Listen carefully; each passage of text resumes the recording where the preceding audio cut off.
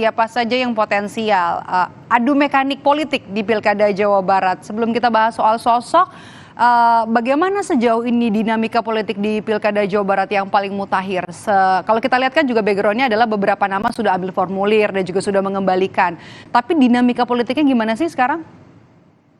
Ya, dinamika politik ini kan lebih banyak sekarang ada di tangan partai politik ya, Mbak ya. Yang pertama, partai politik tentu sedang menyaring dan menseleksi siapa tokoh-tokoh atau nama-nama yang kemudian punya popularitas tinggi, elektabilitas tinggi untuk kemudian dicalonkan. Dan yang kedua, partai politik tentu sedang menjalin komunikasi karena tidak ada satupun partai politik di Jawa Barat yang bisa mengajukan calon sendirian gitu. Jadi mau nggak mau kan harus berkoalisi. Nah, koalisi ini kan ada banyak problemnya ya Mbak ya. Yang pertama tentu soal kesamaan tujuan, lalu kedua soal siapa yang ada di gubernur, siapa yang ada di wakil gubernur, karena bargaining position tentu akan menentukan. Dan yang ketiga juga hitung-hitungan mesin partai politik. Apakah partai politik yang diajak berkoalisi ini punya potensi mesin politik yang cukup bagus atau tidak, atau justru jadi dragging gitu, hanya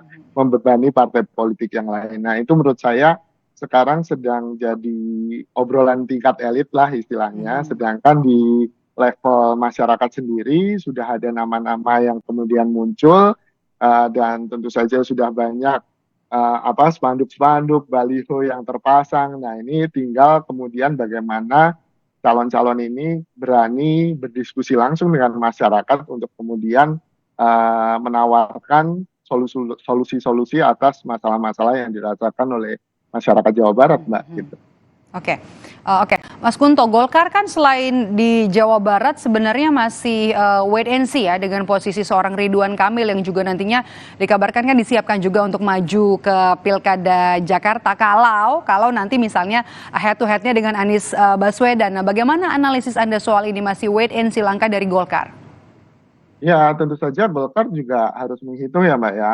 Ini kan soal pilihan karena sosoknya Ridwan Kamil sendirian gitu, dia nggak mungkin dipecah dua jadi di Jawa Barat juga dan di Jakarta juga kan gitu, harus pilih salah satu. Di satu sisi teman-teman Golkar di Jawa Barat tentu butuh sosok Ridwan Kamil karena paling tidak petahana juga ya. Ya petahana, dia punya probabilitas menang yang jauh lebih besar daripada lawan-lawannya, walaupun bukan berarti langsung dan pasti menang kan gitu, tapi paling tidak potensi kemenangannya ada di Jawa Barat. Sedangkan di Jakarta kan lawannya misalnya Pak Anies turun kan juga harus Golkar di Jakarta juga harus punya sosok yang paling tidak bisa sebanding dan berimbang, bisa jadi kompetitor yang menarik bagi pemilih Jakarta selain Anies Baswedan. Nah, ini persoalannya di situ. Kalau saya lihat sih Pak RK-nya pengen ke Jakarta, tapi Golkarnya pengen ke Jawa Barat. Nah, ini mungkin yang juga masih jadi dinamika internal dan komunikasi-komunikasi dengan partai lain tentu saja terus dijalin, karena ya tadi Golkar tidak bisa mencalonkan mengusung sendiri. Oke. Betul. Padahal jadi peraih suara nomor 1 ya di Pileg kemarin ya, posisi nomor 1 Partai Golkar, kemudian disusul Gerindra dan juga PKS ya. Apa ada kemungkinan nanti, kan Airlangga Hartarto Ketua Umum Partai Golkar bilang kalau nanti misalnya mau berpeluang untuk berkoalisi akan diutamakan partai-partai yang ada di dalam koalisi Indonesia Maju. Apakah mungkin kemudian Golkar akan berkoalisi dengan Partai Gerindra? Ada nama Deddy Mulyadi juga di sana. Iya, Mbak, kalau dari lihat karakteristik partai ya, Partai Golkar adalah salah satu partai yang cukup demokratis dan cukup rasional dalam artian dari sejarahnya dan track recordnya. Ketika mengusung calon kepala daerah, Golkar akan selalu melihat hasil survei. Itu yang pertama akan dilihat, kan gitu. Lalu kemudian juga bagaimana konstelasi politik di lokal daerah tersebut, gitu kan. Berbeda dengan Gerindra yang sifatnya lebih top down gitu, lebih instruksi dari ketua umum. Hampir sama dengan PDI Perjuangan kan, instruksi ketua umum. Nah, menurut saya dari karakteristik partai yang berbeda ini kita juga sudah bisa menebak nih, Mbak. Paling tidak Golkar pasti akan menghitung mana calon yang paling berpeluang menang dengan simulasi yang seperti apa, wakilnya siapa, Mhm. berkoalisi dengan siapa gitu. Pada akhirnya itu yang tentu akan jadi pertimbangan Golkar dan tidak hanya soal apa tadi soal Kim saja, berkoalisi dengan Kim Mhm. saja, tidak hanya soal Gerindra saja, tentu Golkar pasti akan membuka berkoalisi Peluang, dengan oke. siapapun, betul. Mhm, mhm, oke. Saya mau koreksi juga yang nomor satu ternyata kan adalah Partai Gerindra ya, kemudian disusul Golkar dan juga PKS ya. Tapi ini menarik kalau misalnya memang masih dalam satu koalisi ada kemungkinan peluang untuk bekerja sama atau juga berkoalisi dengan partai-partai lain. Tapi Mas Kunto satu lagi nih yang menarik, ada penantang yang kemudian bisa saja nih jadi kuda hitam di pemilihan atau di bursa pemilihan gubernur Jawa Barat. PKB kan menyatakan akan menjadi pesaing koalisi Ridwan Kamil dengan membuat poros sendiri di Pilkada Jawa Barat. Sebenarnya Anda lihat sejauh mana sih kekuatan PKB di Pilkada Jawa Barat? Iya Mbak, kalau PKB tentu punya potensi besar apalagi dari hasil pileg kemarin di Jawa Barat Mhm. juga nggak buruk-buruk amat gitu kan, ada di tengah. Nah, yang jadi persoalan kan memang di pilkada ini biasanya pemilih akan membedakan atau memisahkan antara partai dan tokoh gitu. Mhm.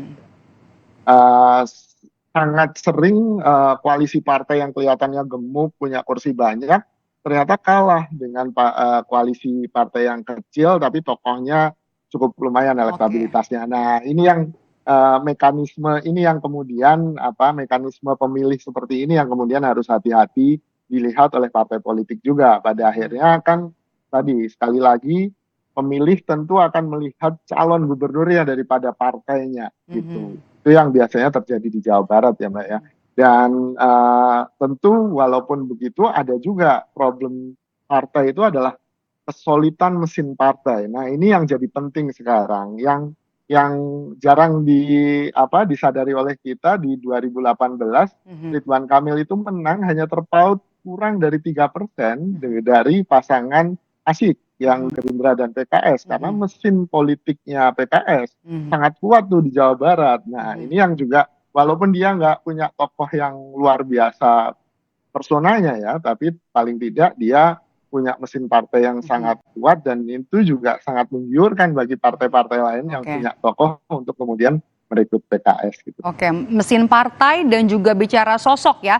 Sosok ini yang tidak bisa dikesampingkan kalau kita bahas soal Pilkada Jawa Barat. Nah, selain nama Ridwan Kamil, kemudian juga ada nama Deddy Mulyadi, ada juga nama kader atau politisi dari PAN, Desi Ratnasari, Bima Arya, kemudian juga ada Saiful Huda dari PKB. Dari nama-nama ini menurut Anda Mas Kunto siapa yang paling siap lah kita katakan untuk adu mekanik di Pilkada Jawa Barat nanti? Ya, saya harus bilang secara objektif Pak Ridwan Kamil dari hasil RK, survei, ya dia juga karena petahana. petahana Oke. gitu kan, punya potensi yang besar gitu. Tapi bukan berarti dia akan menang mudah gitu kan. Akan beda cerita kalau ternyata semua partai di luar Mhm. koalisinya Golkar ini kemudian juga bersama-sama melawan Ridwan Kamil. Jadi kalau cuma ada dua pasangan, Ridwan Kamil versus the other ini gitu kan, bisa jadi akan sangat berat bagi Ridwan Kamil karena pasangannya cuma dua.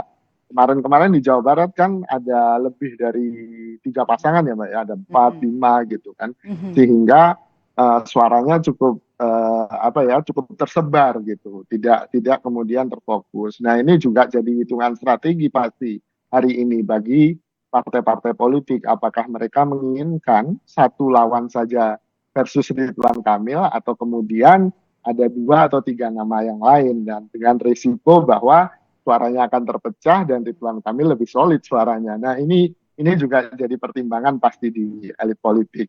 Lalu kemudian selain Ridwan Kamil tentu saja ada nama-nama selebritis seperti Teh Desi, Mhm. kemudian Kang Bima Arya yang juga atau bahkan Kang Deddy Mulyadi yang juga sudah jadi selebriti di YouTube gitu kan. Ini juga menarik Oke. bagaimana Jawa Barat memang selalu terpikat dengan selebriti gitu. Deddy Miswar pernah, Deddy Yusuf Mhm. pernah dan ini membuktikan bahwa sebagai vote gatherers selebriti memang punya kekuatan yang cukup unik di Jawa Barat. Mhm. Mhm. Pernah ada nama-nama selebritas juga yang mengisi bursa Pilkada Jawa Barat, ada Deddy Yusuf, Deddy Miswar, kemudian juga bahkan Deddy Miswar ini memenangkan Pilgub Jawa Barat bersama Aher kala itu ya.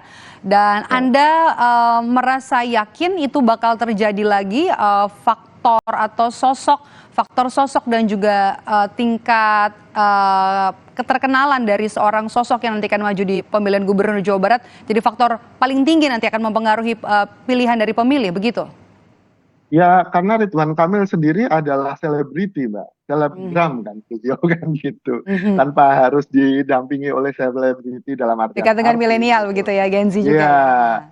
dia sudah punya fanbase yang cukup besar gitu. Sehingga modal ini yang tentu jadi penting bagi Ridwan Kamil ya Mbak ya. Tapi kalau misalnya ada selebriti lawan selebriti yang lain, tentu ada faktor-faktor lain seperti saya sudah sebut tadi, mesin partai jadi penting. Kemudian seberapa besar persona yang kemudian dijual oleh calon-calon gubernur ini. Jadi tentu tidak jadi faktor tunggal, tapi popularitas itu akan jadi penting ketika ada lebih banyak calon yang bertarung dalam pilkada, sehingga orang ketika memilih akhirnya ya udahlah ini aja yang lebih kenal kan gitu. Tapi kalau calonnya cuma 2 atau 3, mungkin pertimbangan pemilih akan lebih ada dimensi-dimensi lain selain keterkenalan. Popularitas tadi ya. Oke, baik, kita masih akan tunggu nanti siapa-siapa saja yang akan serius maju untuk bertarung di pemilihan gubernur Jawa Barat. Terima kasih Mas Kunto sudah bergabung bersama kami di Rumah Pemilu. Sehat selalu Mas Kunto. Selalu.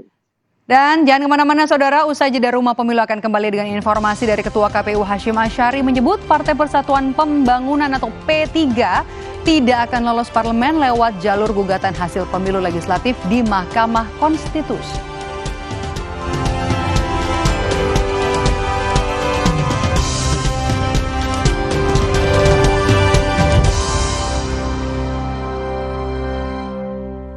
Terasa gigi ngilu kalau minum dingin, terus kondisi gigi sensitif.